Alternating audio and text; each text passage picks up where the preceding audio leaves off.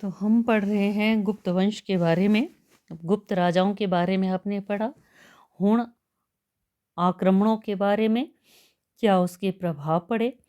अब लेंगे हम गुप्त काल के प्रशासन के बारे में और लोगों के जीवन के बारे में।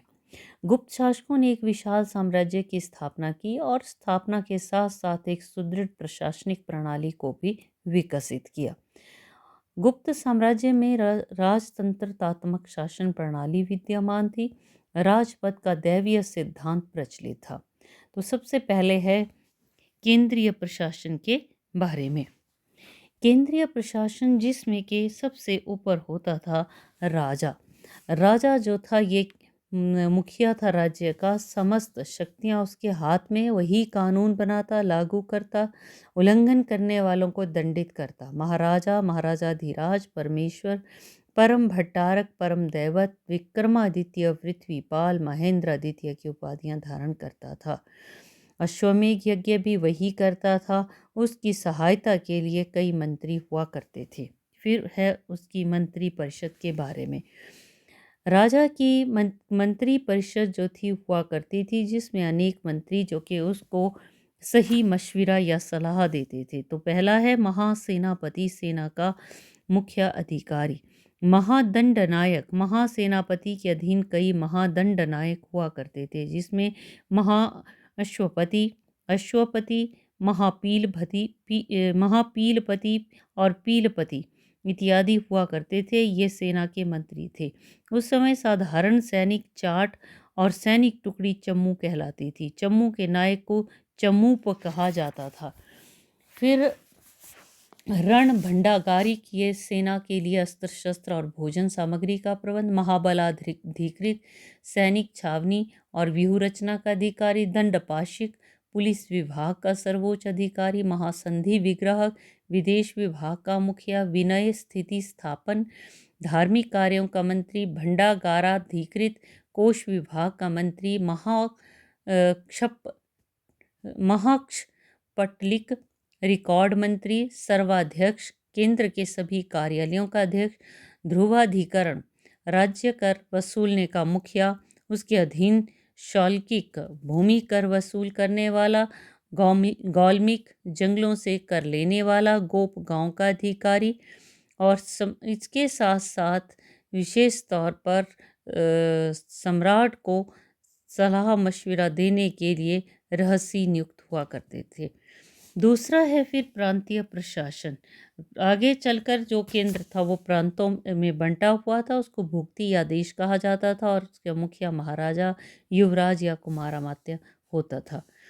फिर जिलों का प्रशासन, और जिलों को जो है विशेष तौर पर स्थानीय प्रशासन, जिसमें के जिले हुआ करते थे जिनको विषय या प्रदेश कहते थे, और विषय का मुखिया विषयपति हुआ करता था।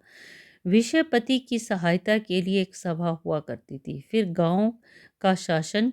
गांव जो थी प्रशासन की सबसे छोटी इकाई। ग्रामाध्यक्ष या ग्रामिक इसका मुखिया हुआ करता था।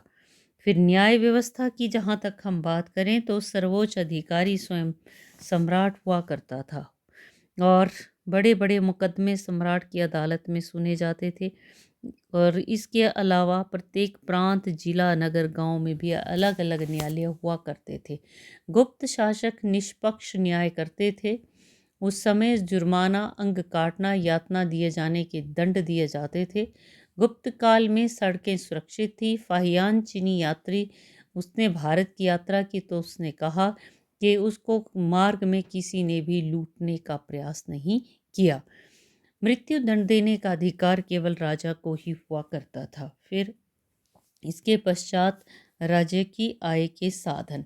आय की विभिन्न प्रकार के साधन थे और सबसे जो प्रमुख साधन था वो था भूमि कर। कुल उपज का छठा हिस्सा लिया जाता था। उपज नगदी जो टैक्स था वो उपज और नगद दोनों के रूप में जमा करवाया जाता था। इसके अतिरिक्त चुंगी कर, नमक, जंगल कर, जुर्माना, भेंट, उपहार आदि से भी राज्य को भारी आय प्राप्त होती थी। सम्राट इस आय को अधिकारियों को वेतन देने और प्रजा हितकारी कार्यों कर, राजमहल बनवाने और दान देने इत्यादि पर खर्च करता था। फिर प्रजा हितकारी कार्य, इस सब के बावजूद राजा जो थे प्रजा का विशेष ध्यान रखते थे।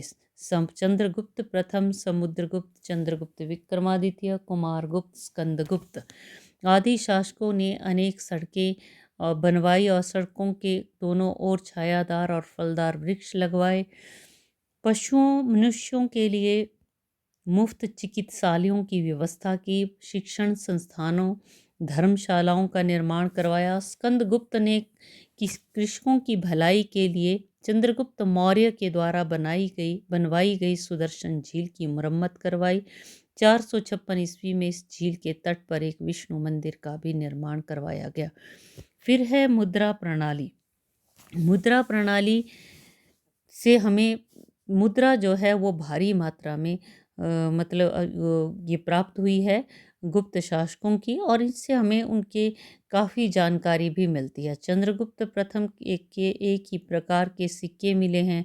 उसके सिक्कों के एक तरफ चंद्रगुप्त और दूसरी तरफ कुमार देवी का चित्र बना है, उसकी पत्नी का। दूसरी ओर लक्ष्मी सिंह पर सवार, उसके पैरों के नीचे कमल बना हुआ है, उसके नीचे लिच्छवायः लिखा हुआ है। चंद्रगुप्त के सोने के सिक्के का भार 111 ग्रेन था।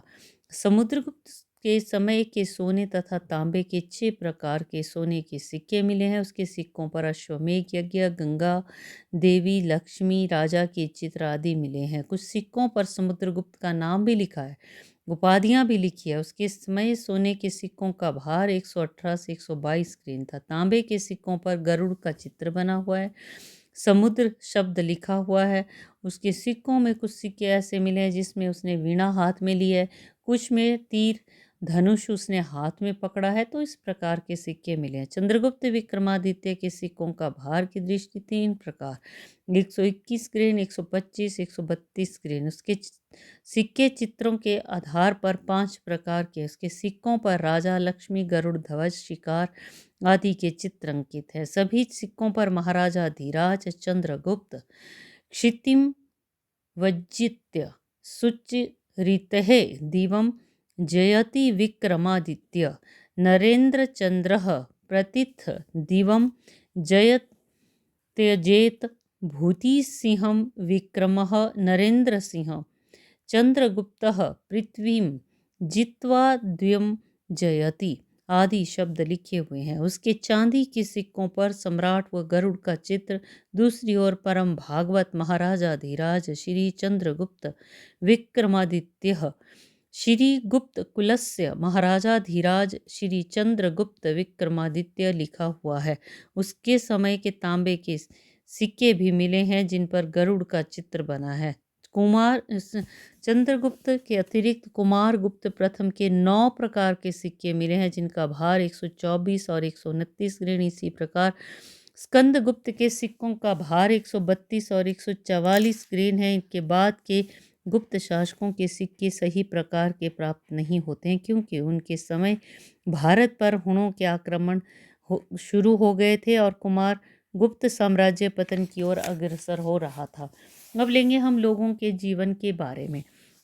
लोगों के जीवन, सामाजिक जीवन की जहाँ तक हम बात करें तो लोगों का जो सामाजिक जीवन था, सबसे पहले है वर्ण व्यवस्था। उस समय के गुप्तकालीन समाज में समाज 4 वर्णों में बंटा था, ब्राह्मण, क्षत्रिय, वैश्य और शूद्र।